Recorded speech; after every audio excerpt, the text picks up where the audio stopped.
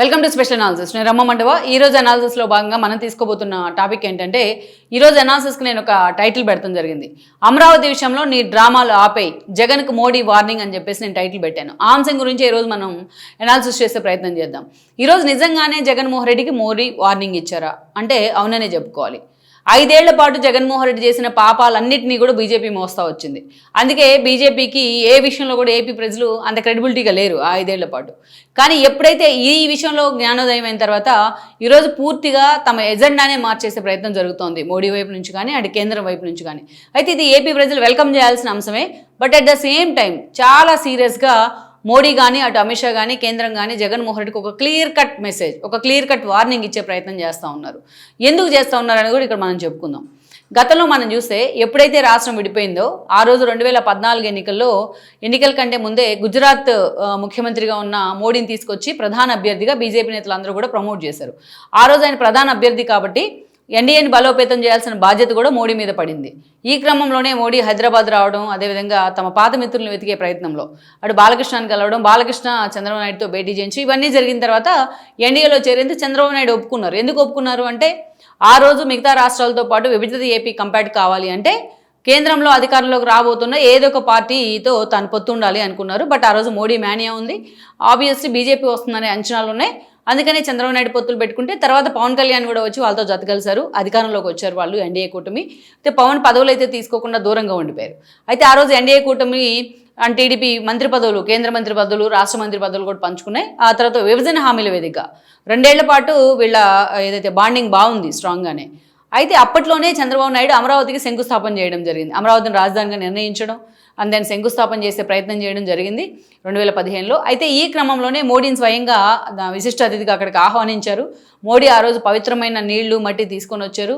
నేను అమరావతికి అండగా ఉంటానని చెప్పేసి ప్రామిస్ చేయడం కూడా జరిగింది. ఆ రోజు కేసీఆర్ కూడా పాల్గొన్నారు ఆ శంకుస్థాపన కార్యక్రమంలో. నేను కూడా అమరావతికి నా సపోర్ట్ ఇస్తాను అని చెప్పారు. జగన్మోహన్ రెడ్డిని ఆహ్వానించినా అతను కనీసం ఆహ్వాన పత్రిక కూడా అందుకోలేదు. అమరావతి శంకుస్థాపనకు జగన్మోహన్ రెడ్డి గైర్హాజరయ్యారు. అది అందరికీ తెలిసిన విషయమే. అయితే అప్పటి నుంచి కూడా ఆ తర్వాత కొన్ని అమరావతికి సంబంధించి కొన్ని యాక్టివిటీస్లో బీజేపీ కూడా ఇన్వాల్వ్ అయింది. అయితే ఎప్పుడైతే విభజన హామీల వేదికగా చంద్రబాబు నాయుడు మోడీతో డిఫర్ అవడం, వాళ్ళిద్దరి మధ్య కాన్ఫ్లిక్ట్ రావడం, మంత్రి పదవులను కూడా అటు ఇటు రిజైన్ చేసుకోవడం, ఈ పరిణామాలు అన్నీ జరిగిన తర్వాత ఆ వ్యాక్యూమ్లోకి వైఎస్ఆర్సీపీ వచ్చింది. 151 సీట్లతోని జగన్మోహన్ రెడ్డి సీఎం కావడంలో పీకే పాత్ర ఎంతుందో, ప్రశాంత్ కిషోర్ పాత్ర, విజయసాయిరెడ్డి పాత్ర ఎంతుందో, అదేవిధంగా ఆ పార్టీ మిగతా క్యాడర్గా నేతల పాత్ర ఎంతుందో ఇటు మనం చూసినట్లయితే బీజేపీ అండదండలు కూడా అంతే పుష్కలంగా ఉన్నాయి. కేసీఆర్ని ముందు పెట్టి మరీ ఆ రోజు బీజేపీ డ్రామా ఆడించిన పరిస్థితి ఉంది. ఈ క్రమంలో వచ్చిందే ఆ రోజు మనకి రిటర్న్ గిఫ్ట్ కానీ మిగతా అంశాలు కానీ. చరిత్రలో ఎప్పుడు లేని విధంగా టీడీపీ 23 సీట్లకే పరిమితమైన సిచ్యువేషన్ ఉండింది. 151 సీట్లతోనే జగన్మోహన్ రెడ్డి సీఎం అయ్యారు.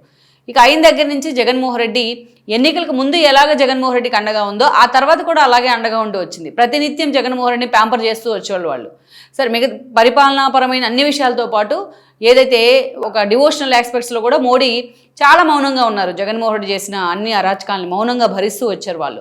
పీపీఎల్ రద్దు చేసిన, రివర్స్ టెండరింగ్ పేరుతో రాష్ట్రాన్ని వెనక్కి తీసుకెళ్ళిన, పీపీఎల్ రద్దు చేస్తే కేంద్రం పరువు కూడా పోయింది. ఆ రోజున రాష్ట్రాన్ని రివర్స్ టెండరింగ్ పేరుతో వెనక్కి తీసుకెళ్ళిన, పోలవరాన్ని పడుకోబెట్టిన, రైల్వే జోన్ లేదు, ప్రత్యేక హోదా లేదు, ఏమీ లేదు. ఏ రోజు కూడా మోడీని ఆయన అడిగింది లేదు. తన మెడలు వంచాడే కానీ కేసుల కోసం ఎప్పుడు మోడీని అడిగింది కూడా లేదు. రాష్ట్రాన్ని ఆర్థికంగా అతలాకుతలం చేశారు. ఆఖరికి గవర్నర్ కోటాలో కూడా వీళ్ళు రుణాలు తెచ్చుకున్నారు ఆయనకి తెలియకుండా.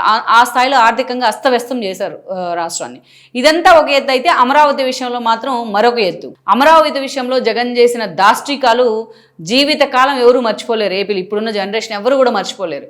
ఆ స్థాయిలో అమరావతి ప్రజలు కూడా, అమరావతి రైతులు కూడా ఎన్నోసార్లు బీజేపీ నేతలను కలిశారు, ఎన్నోసార్లు మోడీని కలిశారు, ఎన్నోసార్లు తమ మీద జరుగుతున్న దాష్టికాలు మొత్తాన్ని అక్కడ ఏకరువు పెట్టే ప్రయత్నం చేశారు. జగన్మోహన్ రెడ్డి రాజధాని అమరావతి కాదు 3 రాజధానులు అన్న తర్వాత ఏ స్థాయిలో వాళ్ళు ఫైట్ చేశారు, ఏ స్థాయిలో 5 ఏళ్ల పాటు ఆ ఫైట్ని లాక్కొచ్చారు మనకు తెలిసిందే. సో ఇవన్నీ కూడా మోడీ అనుకో చూస్తూ వచ్చారు, మోడీ అనుకో భరిస్తూ వచ్చారు. ఏకంగా నిర్మలా సీతారామన్ లాంటి ఆమె వచ్చి జగన్మోహన్ రెడ్డి మోడీకి దత్తపుత్రుడు లాంటి వాళ్ళు అని మాట్లాడతారు. రాముడు తల తెగిపడ్డా అంతర్వేదిలో గందరీగలు తగలబెట్టే రథాన్ని అని చెప్పిన, ఏదైతే దుర్గా టెంపుల్లో వెండి సింహాలు ఎత్తుకుపోయినా, ఇలాంటి అరాచకాలు జరిగినా కూడా మోడీ అంటే ఎక్కడ కూడా స్పందించలేదన్న విమర్శలను మూట కట్టుకున్నారు. సో ఇది ప్రొలాంగ్ అవుతూనే వచ్చింది 5 ఏళ్ల పాటు. సో జగన్మోహన్ రెడ్డి చేసిన ప్రతి ఒక్క అరాచకం మోడీ ఖాతాలోనే పడింది. ఈవెన్ చంద్రబాబు నాయుడిని అరెస్ట్ చేసింది జగన్మోహన్ రెడ్డి. మోడీకి సంబంధమే లేదు ఆ రోజున. కానీ మోడీ సమ్మతి లేకుండా, బీజేపీ గ్రీన్ సిగ్నల్ ఇవ్వకుండా చంద్రబాబు నాయుడిని జగన్మోహన్ రెడ్డి టచ్ చేయగలరా అనే చర్చ అయితే జరిగింది. ఆ రోజు బీజేపీ మీద నిజంగా ఆ స్థాయిలో కోపం ఉండింది ఏపీ ప్రజలకు, ఎస్పెషల్లీ చంద్రబాబు నాయుడు ఫాలోయర్స్కు. అలా ఇవన్నీ కూడా ఒక్కొక్కటి జగన్మోహన్ రెడ్డి చేసిన ఈ పాపాలన్నీ కూడా అవన్నీ కూడా మోడీ ఖాతాలోని బీజేపీ ఖాతాలోని పడ్డాయి. ఎందుకు పడతాయి? కనీసం తప్పు అని చెప్పలేకపోవడం వల్ల. నేను ఎన్నోసార్లు చెప్తుంటాను ఈ ఎగ్జాంపుల్. ద్రౌపది వస్త్రాపహరణ జరిగినప్పుడు ఆ రోజు ద్రౌపది వస్త్రాపహరణ జరుగుతుంటే కురువృద్ధులైన భీష్ముడు కానీ, ద్రోణాచార్యుడు కానీ, అటు ధృతరాష్ట్రుడు కానీ కన్నప్రేమతో వీళ్ళంతా సైలెంట్గా ఉండిపోయినారు. వాళ్ళకి తప్పు అని చెప్పే అవకాశం ఉన్నా ఉండండి. భీష్ముడు ఆ రోజు అది తప్పు అని అన్న చెప్తే కనీసం దుర్యోధనుడు ఆలోచించేవాడేమో నేను ఇది చేయకూడదు అని. కానీ వీళ్ళంతా దుశ్చర్యని మౌనంగా చూస్తూ ఉన్నారు. అందుకే వాళ్ళ కురుక్షేత్రంలో ఆఖరి గడియల్లో ఎలాంటి దుస్థితి వచ్చింది? ద్రోణుడు చనిపోయినాడు, అంబశయ్య మీద పడి భీష్ముడు చనిపోయినాడు, వీళ్ళందరూ చనిపోయినారు. సో ఆ రోజు వికర్ణుడు ఒక్కడే అడ్డం పడ్డాడు. కర్ణుడికి కూడా ఏ దుస్థితి వచ్చిందో మనం చూసాం. ఆ రోజు వికర్ణుడు ఒక్కడే అడ్డం పడ్డాడు. ఇది తప్పు కదా ఒకసారి ఆలోచించమంటే కర్ణుడు వీళ్ళంతా అతన్ని తిట్టి కూర్చోబెడతారు. ఆ రోజున అశ్వత్థామ ఆ రోజున పూర్తి స్థాయిలో దాన్ని తప్పు అని చెప్పే ప్రయత్నం చేస్తారు. అందుకే చూడండి, ఎప్పుడైనా సరే తప్పుని తప్పు అని చెప్పలేకపోవడం కూడా పెద్ద తప్పే. అది బీజేపీ నేతలు చేస్తా వచ్చారు 5 ఏళ్ల పాటు జగన్మోహన్ రెడ్డిని చూస్తూ. సో అవన్నీ అందుకే వాళ్ళ ఖాతాలో పడ్డాయి. ఆ బీజేపీ మీద అంత నెగిటివ్ రావడానికి కూడా అదే కారణం. అందుకే మొన్నటి ఎన్నికల్లో ఆ రోజు పవన్ కళ్యాణ్ ఇనిషియేట్ తీసుకొని టీడీపీతో పొత్తులు పెట్టుకోవడం, వాళ్ళు చేయించుకున్న సర్వేల్లో కావచ్చు, అంచనాల్లో కావచ్చు, వీళ్ళిద్దరూ కలిస్తే అధికారంలోకి రావడం ఖాయమనే అంచనాలు వచ్చిన తర్వాత అటు బీజేపీ కూడా ఇనిషియేట్ తీసుకుంది. పురంధేశ్వరి అధ్యక్షురాలు అయ్యారు. దెన్ అధికారంలోకి రావడం జరిగింది కూటమి. ఈరోజు అందుకే ఆ ఎఫెక్ట్ వాళ్ళు నిజంగా ఆ బెటర్ ఎక్స్పీరియన్స్ని ఫేస్ చేశారు కాబట్టి ఈరోజు నిజంగానే వాళ్ళు పూర్తి స్థాయిలో రాష్ట్రం మీద ఫోకస్ పెట్టారు. నితీష్ లాంటి గోడ మీద పిల్లలను చూసిన తర్వాత ఎన్డీఏలో చంద్రబాబు నాయుడు వాల్యూ ఏంటి, ఎంత సాలిడ్ మిత్రపక్షం అయినా, ఎంత కాంక్రెంట్గా ఉంటారు మాటిస్తే అనేది వాళ్ళకి అర్థమైంది. అందుకే ఈ రోజున చంద్రబాబు నాయుడు ఏది చెప్పినా చేసేందుకు మోడీ అనుకో సిద్ధంగా ఉన్నారు. అమరావతి పునర్నిర్మాణంలో భాగస్వామ్యం అయ్యారు.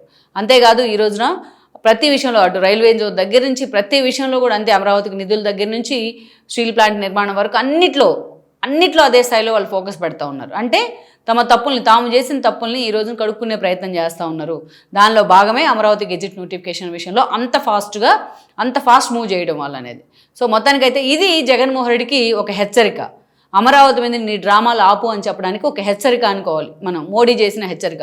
మోడీ ఎన్ని రోజులున్నా నాతోనే ఉన్నారు, మోడీ ఏ బిల్లు పెట్టినా నేను మద్దతు ఇస్తూ ఉన్నాను, పరిగెత్తుకుంటూ వెళ్ళి బీజేపీ నేతల కంటే ముందే వెళ్తూ ఉన్నాను, లేకపోతే మోడీకి నేను ఎప్పుడైనా సరే సాగిలి పడుతూ ఉంటాను, మోడీ నన్ను దాటి పక్కకెళ్ళరు, కేవలం ఇప్పుడు అధికారంలో ఉన్నారు కాబట్టి టీడీపీతో కలిసి ఉన్నారు అని జగన్మోహన్ రెడ్డి కలగంటా ఉండుంటారు. కానీ ఈరోజు ఒక క్లియర్ కట్ మెసేజ్ మోడీ వైపు నుంచి, నువ్వు అమరావతి లాంటి వాటి విషయాల్లో, ఒక సెన్సిటివ్, ఒక ఎమోషన్ లాంటి విషయాల్లో నీ డ్రామాలు ఆపేయాల్సిందే, నీ డ్రామాలు బంద్ పెట్టాల్సిందే అని ఒక క్లారిటీగా ఈరోజు మోడీ అంటే ఒక మెసేజ్ అయితే ఇచ్చినట్లయింది. Please share, like and subscribe R24 Telugu YouTube channel.